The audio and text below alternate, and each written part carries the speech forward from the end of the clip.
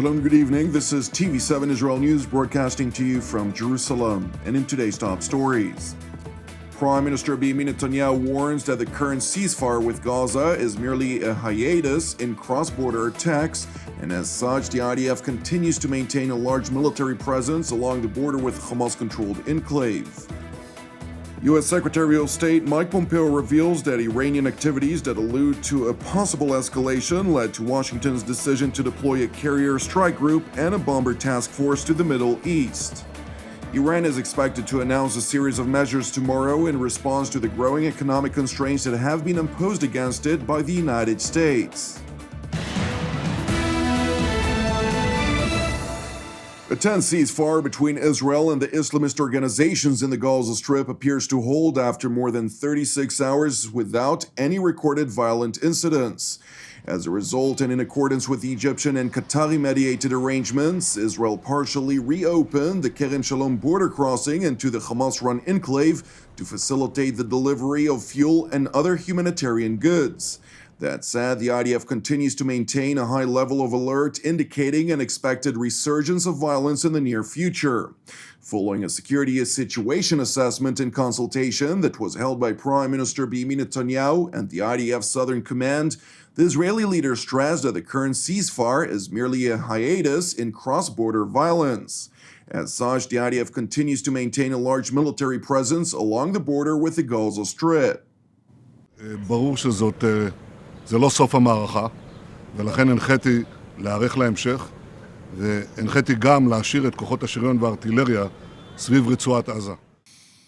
Prime Minister Netanyahu also pointed to Israel's decision to resume targeted assassinations of Palestinian terrorists. While the IDF refrained from applying these tactics for the past several years, the move aims to send a clear signal to the Islamist Hamas organization and its allies, in which Israel will use all the tools at its disposal to reintroduce quiet to its civilian communities. ביומיים האחרונים חידשנו את המדיניות של חיסול בכירי הטרור. הרגנו עשרות מחבלים של החמאס והג'יהאד האסלאמי, הפלנו מגדלי טרור. אנחנו שינינו את כללי המשחק, והחמאס מבין זאת היטב. The Israeli leader also took the opportunity to praise the residents of southern Israel for their perseverance and the Israeli military for its aggressive resolve in the face of heinous terrorism. אני רוצה לשבח את תושבי הדרום על עמידתם האיתנה ואת מפקדי וחיילי צה"ל על פעולתם התקיפה. Despite the efforts by the Prime Minister and his cabinet to reassure Israel's southern residents that they have the situation under control, public frustration appears to be both growing and spreading with regard to what is perceived as Jerusalem's repeated capitulation to terror groups in the Gaza Strip. אני חושב שהפסקת אש זה דבר שהוא טעות. לא עושים הפסקת אש עם שום ארגון טרור, ועד שלא יגמרו את הסבב הזה כמו שצריך וינקו את עזה מהמחבלים האלו שעושקים את המדינה, זה לא יעזור שום דבר. דעתי על הפסקת האש היא ברוכה, אבל עוד פעם, חמאס הקציב את הקצב. זה לא לרוחי, אני רוצה שמדינת ישראל תיתן את הקצב, שהם יחליטו מה לעשות, לא ארגון טרור יחליט למדינת ישראל שיש לו צבא כל כך חזק מה לעשות. בעוד חודש, בעוד שבועיים, עוד חודש וחצי, עוד פעם זה יחזור על עצמו ולא עשינו כלום. אני חושב שמדינת ישראל צריכה להכות אותם בצורה ממש קשה מאוד, שילמדו למען ויראו ויראו.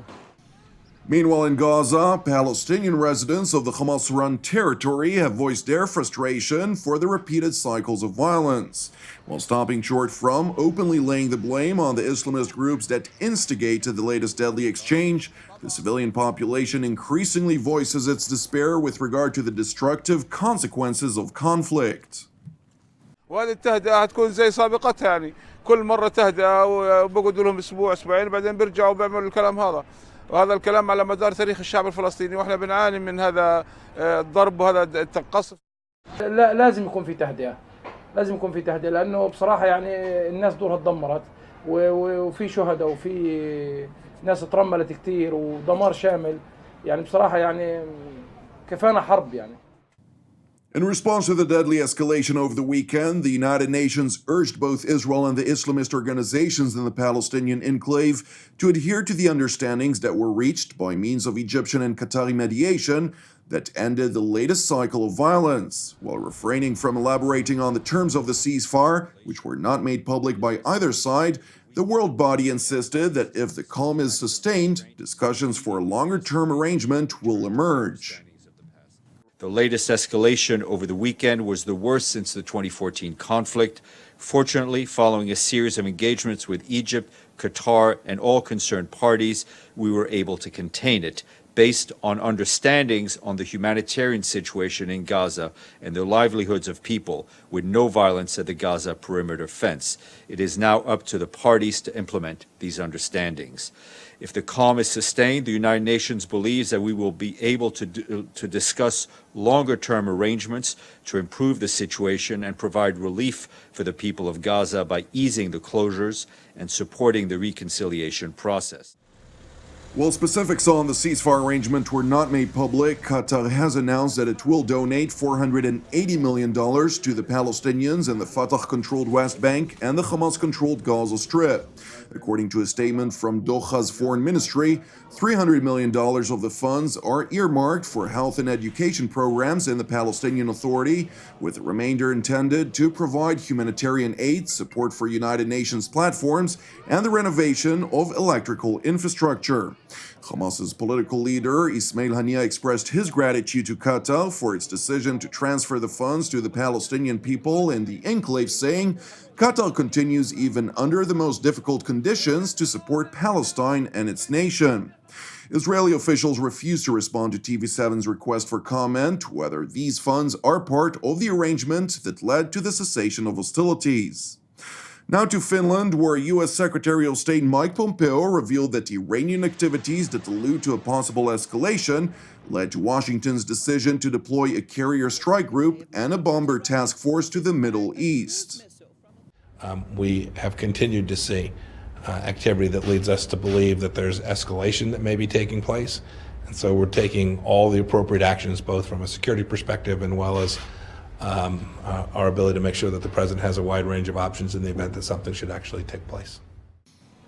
The decision to bolster America's naval presence in the region was announced earlier this week by White House National Security Advisor John Bolton, who stressed that the move aims to send a clear message to Iran that any attack on U.S. interests or its allies will be met with unrelenting force.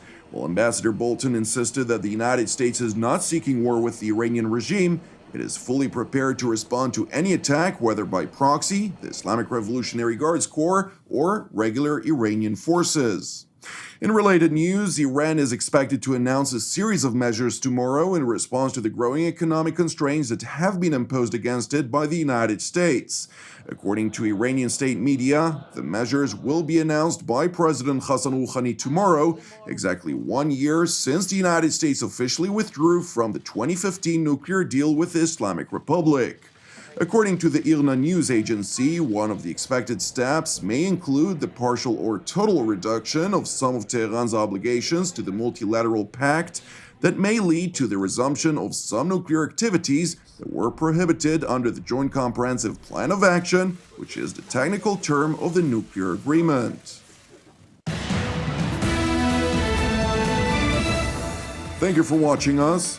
You can also watch us at tv7israelnews.com or tv7.fi. For any comments, please send your emails to israelnews@tv7.fi. For more updates from Israel and its region, please join our Facebook page at TV7 Israel News. Keep praying for the peace of Israel and the peace of Jerusalem. I'm Jonathan Hassan, have an Erev Tov, and we will see you again tomorrow at the same time.